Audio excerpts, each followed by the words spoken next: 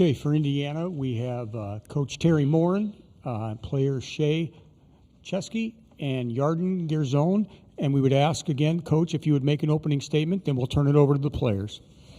Well, I'm extremely proud of our team today. I thought that they battled for 40 minutes. We asked them to do a lot defensively, change up some coverages and whatnot throughout. And I thought that their focus was really good. We put Juju on the free throw line way too much. The 11 offensive rebounds really hurt us, I thought, because they were timely. And then the back-to-back threes, I think we had pulled within 2. Were kind of backbreakers for us. But, really proud of our group. I know this about these guys. They can play with anybody in the country. We're disappointed that we don't get to play another day. But, as a staff, we're really happy. We're disappointed that we lost, but I'm really happy with our effort and our toughness today. Okay, questions for the players? Yarden, Lou Friedman from the Seymour paper. When you guys took the lead in the third quarter there in that stretch, it was really tight back and forth for a stretch. Were you thinking you could pull away? Was there something you saw out there that made you think we could go now and finish them off? I mean, we came into the game to win the game. We didn't say that maybe, and we were very confident in ourselves to win this game. And yeah, when we were up, we thought we can pull it up and win this game, and that was the whole purpose of being here. If we wouldn't think we can win this game, I don't think we would be here right now. Seth Tao with the Daily Hoosier. Shea, when you look at this season kind of in the big picture, it's obviously been an up and down ride for you all. Just what lessons, I guess, are you hoping that this team learns from the regular season and takes with you for the rest of the way? Yeah, I would just say learning from our losses. We had some early ones at the beginning of the season that I thought that we really learned from and grew from. And it shows when we play those, these bigger teams. And, we should have had this one. I mean, we had it right down into the stretch. But I would just say, just growing from the losses and just getting better out of it. Hoosier Network. For either of you, not many teams in the country can say that they went wire to wire with USC, not only once this season, but twice. Despite the loss, what do you want people to know about this Indiana squad heading into the NCAA tournament? I feel like we want everybody to know we are tough. Every game, no matter who we're gonna play, we want to win the game. No matter what's your name, what do you have on your chest, we're gonna want to win this game. Okay, Todd and Zion, we'll let the players go after that. Todd Golden with Hoosiers on SI. Yarden, the cliche is that you want to be playing your best basketball as you go into a tournament. 2 pretty good performances here in Indy. How close do you feel like this team is to playing their best basketball now that the games really matter the most? I feel like we all give everything we have. I feel like we left everything on the court, and that's what our coach is asking from us every day. And I feel that's the most important thing. And once we do that, Chloe is awesome on defense. She's one of the best defensive players on the country. I think she did an amazing job. I think Lexi did an amazing job on defense. I feel like as long as we go out there and give everything we can, I believe in us a lot, and I believe we can win everybody.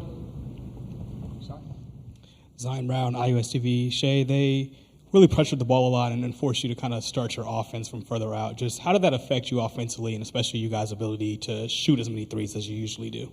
Yeah, it was pretty tough. It's not easy getting pressured, especially full court, like a lot of our guards did today.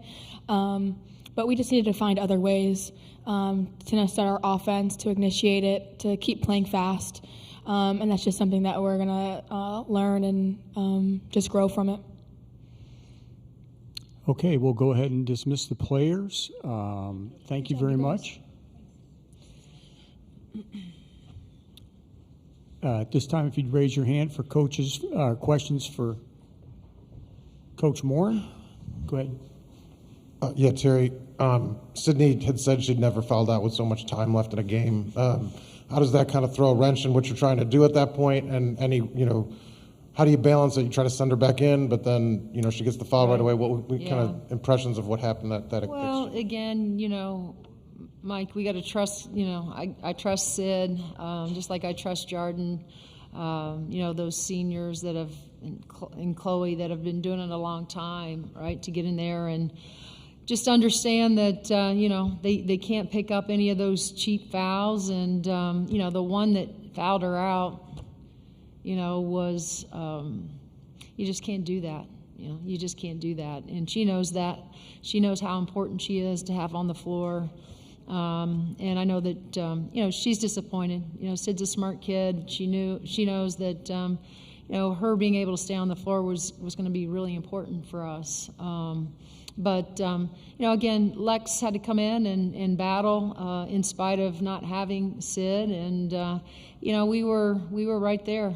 It's just, we came down and, like I said, we had a coverage. We were trying to I think it was blitz Juju, and they got the ball out of it. She got the ball out of it and swung it to the corner, and 55 hits the first three, and then the second three was just Juju rising above, over Lex and sticking a shot, which is hard to do. So, but again, going into March, it's a hard lesson, but Sid will understand, that she needs to be able to stay on the floor. Terry. Nancy Armour, USA Today Sports. You just talked about Juju's offensive capabilities, but it seemed like, especially in the third quarter, anytime you guys were starting to make a move, she made a play defensively to kind of reel things back in. How tough is it to play against somebody like that who has a whole bag of tricks?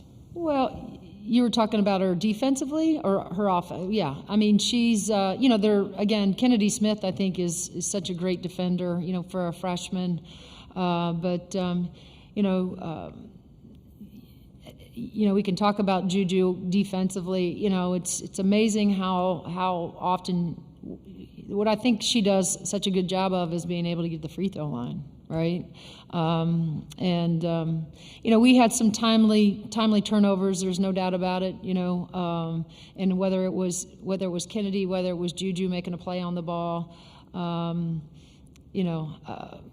I'd have to go back and look, but I think where Juju really puts pressure on you is, how she kind of leans into that shot, right? We're telling Chloe to be vertical, show your hands, and I thought Chloe picked up, two kind of cheap ones, with Juju being able to do that, but nonetheless, she gets fouled 11 times, and I don't think anybody else was close to that. So, I think one of the recipes in trying to beat a really good USC team is keeping her, especially off the free throw line. Todd? Terry, similar question I had for Yarden. I mean, do you feel like this team made progress here in Indy? I mean, in the two games, they were pretty well played. Mm-hmm. Are you where you need to be in terms of going into the tournament? Well, again, we've, and I think I said it, we've had some really good moments, where we played good basketball prior to coming to Indy. I thought we played really well yesterday against Oregon. Certainly I thought our fight was, there today against USC. And again, it should give us great confidence. We can take a couple days here to kind of catch our breath and get off our feet. It's been a long season. Again, we can argue ACC, SEC. I just think the Big Ten is so good from top to bottom. And it's been a grind, of a season for all of us. And so I think we're looking forward to maybe, taking a couple days here. But, once we get back to Bloomington and we get back, together, it's going to be another week before we know what's going to happen, who we're going to play and whatnot. But, the great thing about being where we are, Todd, is that we know there's another tournament that we're going to be able to go in and play in. And probably for our kids, they're probably most excited about the opponent, hopefully, that we haven't seen yet, right? It'll be a fresh new opponent for us. And so I think there'll be a whole new level of excitement, anytime, March Madness gets here and you wait for Monday and the selection show and whatnot. So, but yeah, I think we'll take a lot of confidence from what we've been able to do the last 2 days. But I'm going to tell you, we're disappointed. Yarden said it. Our plan was to come in here, and we wanted to be playing on Sunday. Terry? Lou Friedman from Seymour. Are you feeling positive that you're going to be in the tournament? Yeah. I mean, There's no doubt. You don't worry about it at No. all? Okay. So. No. Okay. Colin McMahon, thehoosier.com. You mentioned how your team played well yesterday and then today, but one ended in a win and then today a loss.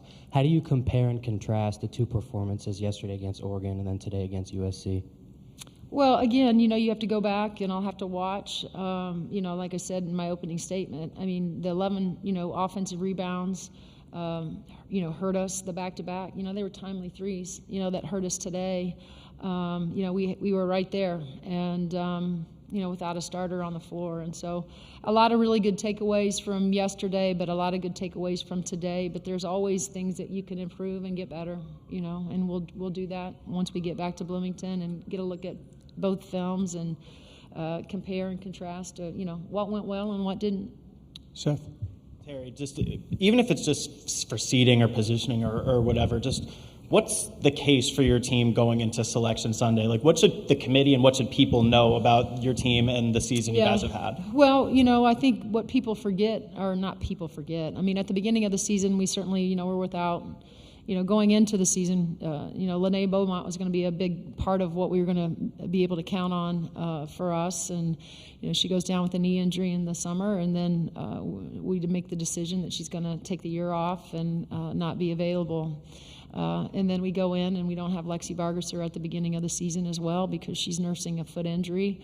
So we play without her for a majority of half of non-conference, and so, I think, again, the injuries played a part of it. I think anytime that you lose a kid like, an All-American like Mackenzie, and a great shooter like, Sarah, and you bring in some new pieces, Shea and Strip, it's going to take time for your team to gel and learn how to play with each other. Again, going down the Bahamas, Columbia is an excellent team out of the Ivy League. Then we turn around right the next day and beat a good Baylor team. I think they're top 20 in the country right now. Sid goes down. We have another injury.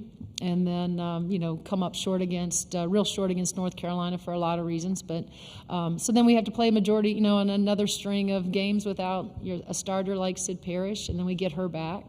We are able to get some, really good wins, whether it was Nebraska at home, some of those on the road, that maybe we fell short on. We come home, we play, UCLA, both UCLA and USC, really close, come up short. But then, turn around Nebraska, think about it, Ohio State, play excellent. And then, finish off the season, with a great win at Purdue, but then come in here, beat Oregon, who we had lost to. So, I think are we gelling at the right time? And I mean, we knew that the year was going to kind of there was going to be ebbs and flows in it. But again, we got a veteran team, we got an experienced team.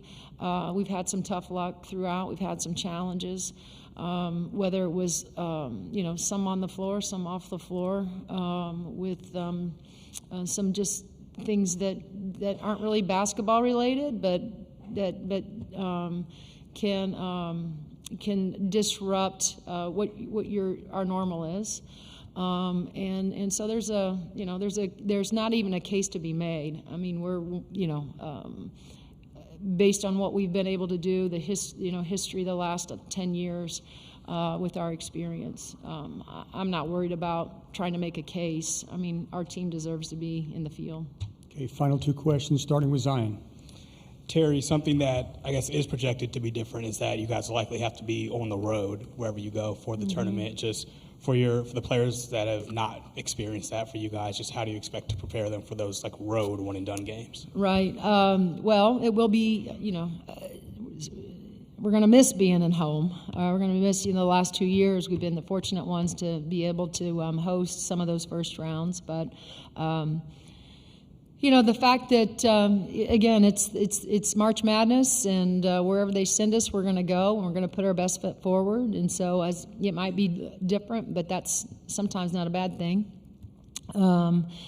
Just the fact that, we're going to, like I said, take a couple days off, and we can look forward to the next tournament. That's the most important thing. Who we play, where we go, really won't matter.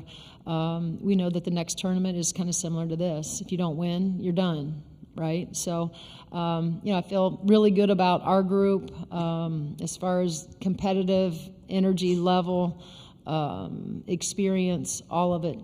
We'll be ready. Final question. Ryan Costello, the Hoosier Network, going against two All-Americans in Kiki Irafen and Juju Watkins. How hard does that make defending them on the other side of the ball? Well, I mean, they're challenging, but not to take. I want to say this in the right way, but we got a lot of teams that have been really challenging all year long. But both Juju and Kiki are terrific. And we got a tremendous amount of respect for USC and Lindsay and, their staff and their players. And, they're gonna represent, just like we will, the Big Ten in a great way here in the next couple weeks. Yep. Coach, thank you. Good luck the rest of the way.